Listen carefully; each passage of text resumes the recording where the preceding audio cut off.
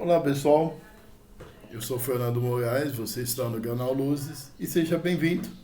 Eu vou começar, quando eu não fizer filme comentado, eu vou refletir, vou pegar os textos desse livro maravilhoso que nos ajuda muito, o Fonte Viva, que são mensagens de Emmanuel, psicografado por Chico Xavier, que nos ajudam no Evangelho no Lar.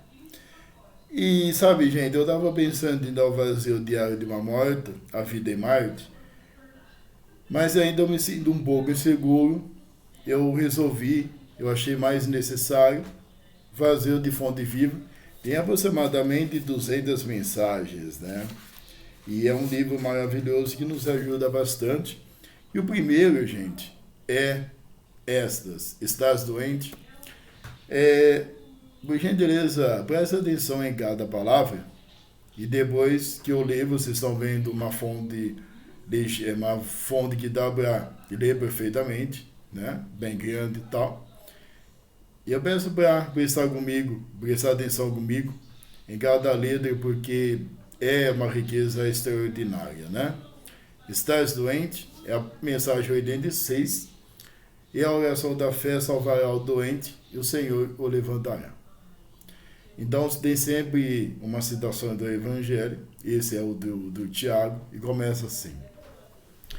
Todas as criaturas humanas adoecem, todavia, são raros aqueles que cogitam de cura real. Se te encontras enfermo, não acrediteis que a ação medicamentosa através da boca dos poros te possa restaurar integralmente. O comprimido ajuda, a injeção melhora. Entretanto, nunca te esqueças de que os verdadeiros males procedem do coração. A mente é fonte criadora.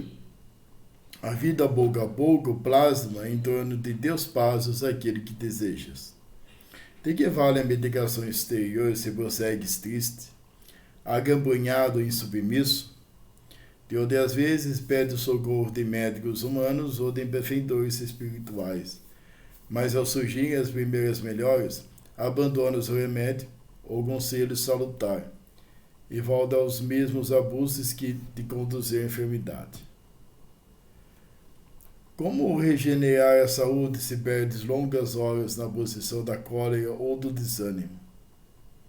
A indignação rara, quando justa e construtiva no interesse geral, é sempre um bem, quando sabemos orientá-la em serviço de elevação. Contudo, a indignação diária a propósito de tudo, de todos e de nós mesmos, é um hábito pernicioso de consequências imprevisíveis. O desalento, por sua vez, é clima anestesiante que entorpece e destrói. E que falar da maledicência ou da inutilidade, com as quais dependes tempos valiosos e longo em conversação infrutífera e sem cuida tuas forças? Que gênio milagroso te doará o equilíbrio orgânico, se não sabes calar, nem desculpar, se não ajudas, nem compreendes, se não te humilhas para os desígnios superiores, nem procuras harmonia com os homens? Por mais se apressem socorristas da terra e do plano espiritual, em teu favor devora essas próprias energias, vítima imprevidente do suicídio indireto. Se está doente, meu amigo, acima de qualquer medicação, aprenda a orar e entender, a auxiliar e a preparar o coração para a grande mudança. Desapega-te de bens transitórios que te foram emprestados pelo poder divino, de acordo com a lei do uso. E lembra-te de que serás agora ou depois reconduzido à vida maior, onde encontramos sempre a própria consciência.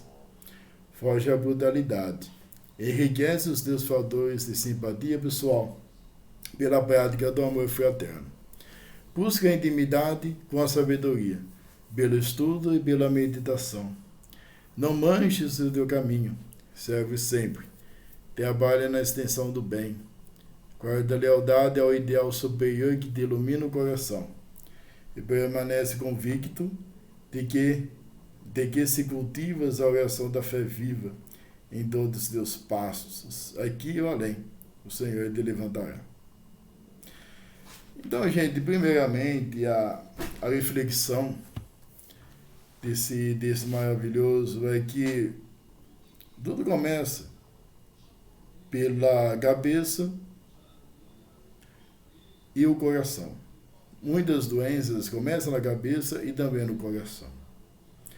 Quantas pessoas estão internadas nos hospitais hoje em dia por causa da sua depressão, por causa da sua raiva, por causa do seu ódio, por causa da sua ansiedade, por causa dos seus excessos? Quantos médicos que não aceitam sua mediunidade e adoecem por causa delas, por cobranças espirituais e principalmente por obsessores? Sabe, gente, uma das cenas mais marcantes que eu tenho é que quando eu trabalhava em um centro espírita, o primeiro centro espírita que eu trabalhei, agora eu estou em outro, quantas vezes os médiuns desse centro espírita vaziam desobsessão, ou nós fazíamos desobsessão para as pessoas, ou ouvimos as orientações dos espíritos em ajudar as pessoas ali no centro espírita.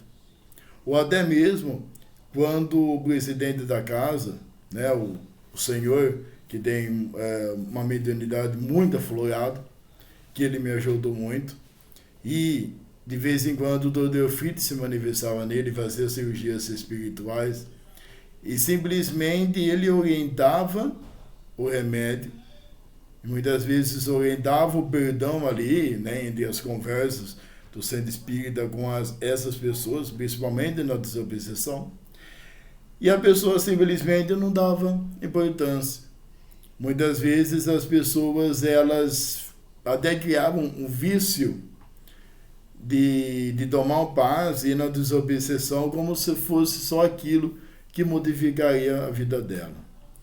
O que eu estou querendo dizer, gente, que é difícil você vencer a ansiedade, é difícil você vencer o ódio, é difícil você vencer os seus erros. Principalmente, então, em um planeta doente, cuja maioria das pessoas nos apenas observam se nós temos alguma coisa. E muitas vezes nós recebemos muitas pressões, que seja da família, que seja namoro, noivado, ou principalmente do trabalho. Então, quando eu ouvi essas pessoas que não queriam essas atenções, eu realmente ficava um pouco assustado e ficava triste. Aí eu faço uma pergunta para você.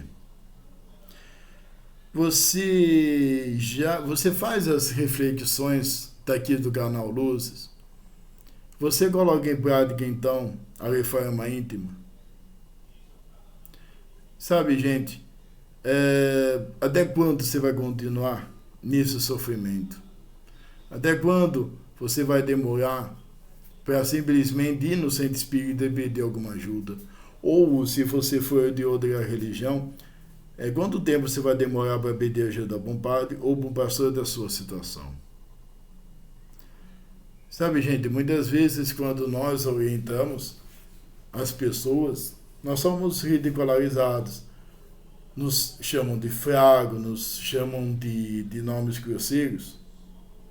E essas pessoas, muitas vezes, elas não prestam atenção, ou elas temem em pedir ajuda. Ou melhor, aceitar ajuda. Uma vez, Jesus, ele simplesmente estava em um templo, no qual ele foi expulso. Jesus foi expulso de uma cidade, acredito, porque então as pessoas não aceitaram, né, as pregações dele, porque ele era judeu. Aí ele entrou antes de ser expulso, ele entrou no templo e tinha alguns doentes lá e Jesus não curou. E eu acho que Pedro ficou um pouco chocado e chegou a Cristo e falou: Jesus, mestre, né? Por que você não curou aqueles irmãos que estavam doentes? E tem uma frase Eu achei esse trecho em um seriado, não estou lembrado se foi, não sei se está no Novo Testamento, mas é uma lição maravilhosa, é uma lição profunda. E Jesus olha para Pedro e fala: Pedro, eles precisam de ajuda, só que eles não aceitam. Então, muitas vezes, essas pessoas que não aceitam as orientações espirituais, me desculpa até usar o termo, elas se entopem de remédio. Elas vivem à base de injeção. Elas vivem à base de médico. Obviamente, então, que os médicos eles são essenciais para a manutenção do corpo físico. E nós, espíritas, nós sempre orientamos que nós devemos procurar cura em dois mundos: o mundo físico e o mundo espiritual.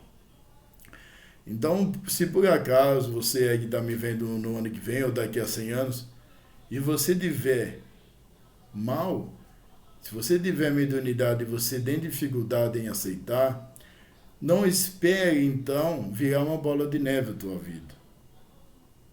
Se você tiver uma missão, não negues essa missão. Se por acaso você está me vendo, você está com depressão, você está com ansiedade, obviamente, procure um médico. Não fique adotando vício como o cigarro ou a bebida, como muitos fazem, para diminuir, para anestesiar o corpo da tremedeira, da ansiedade, sabendo que esse é um vício que vai piorar as coisas. Porque ele sempre vai, por exemplo, o cigarro, ele sempre vai,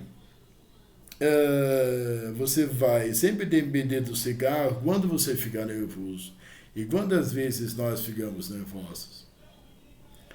Ou até mesmo a bebida alcoólica, né?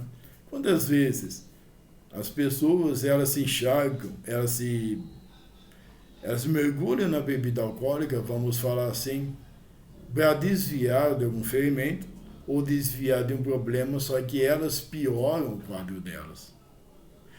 Será que não é melhor você procurar um médico físico, um psicólogo, um psiquiatra? Nós estamos no século XXI. Qual seria o motivo, então, de você não ir nesse médico? Se você for espírita ou você gosta do espiritismo, por que você não entra na reforma íntima? Também é um processo um pouco difícil, porque, então, a nossa visão abre perante as nossas dificuldades, os nossos erros. Só que quando nós vamos a afinco da reforma íntima, simplesmente nós vemos ali que é melhor você enfrentar a vida sã. É melhor você estudar o espiritismo e ver então que você precisa estar no controle.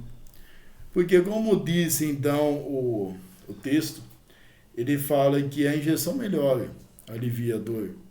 O remédio, a de anestesia, né? Deixa aí você dormente. Mas o remédio da ansiedade é estar aqui, ó. A ansiedade, por exemplo, é você saber que você precisa viver o dia de hoje, não o dia de amanhã. Só que, obviamente, procure o médico, então, se você tiver crises de ansiedade. Sabe, gente, essa é a mensagem. E devemos lembrar que as orientações espirituais muitas vezes vêm através de outros. Não vem através do seu mentor espiritual. Se por acaso, se você quiser, você ora, pedindo a Jesus para você se livrar do álcool, tenha certeza que vai vir um menino, um amigo, ou um colega falar: olha, eu sei que você está bebendo muito, eu sei de um lugar que você pode aí se livrar dessa bebida alcoólica. Então, quando você rezar, preste atenção às respostas que vão vir para você pelos seus colegas de trabalho e pelos seus amigos, como que eu disse. E lembrando que quando nós nos abandonemos, quando nós ficamos abandonados, quando nós não cuidamos de nós, é considerado um suicídio. um suicídio inconsciente, né, indireto, e tudo passa. Eu estava assistindo uma palestra aqui no Centro Espírita da minha cidade, e tinha um grande empresário que quando começou a Segunda Guerra Mundial, quando o Brasil entrou, eu não estou lembrado se ele entrou na Segunda Guerra, mas enfim, ele era fabricante de tecido e ele simplesmente viu suas vendas caírem e então ele cometeu suicídio. Ele não aguentou a pressão. Eu não estou lembrado se é na crise de 1909 ou quando foi então a Segunda Guerra Mundial. Só que aí passou alguns meses, a guerra acabou e os filhos adotaram o negócio dele e começaram a vender bastante. E ele, no plano espiritual, atormentado, ele ficou chocado, ele ficou transtornado, ele ficou enlouquecido em saber que ele cometeu suicídio, que ele tirou a sua reencarnação. Então, gente, muita paz para vocês. Adoraria que vocês comentassem o que você achou da nossa primeira reflexão do livro aqui, ó, Fonte Viva. E lembrando que aqui no canal Luzes, todos os vídeos é uma luz, então, para iluminar a sua escuridão. Obviamente, essa luz é o Cristo. Assim, sim.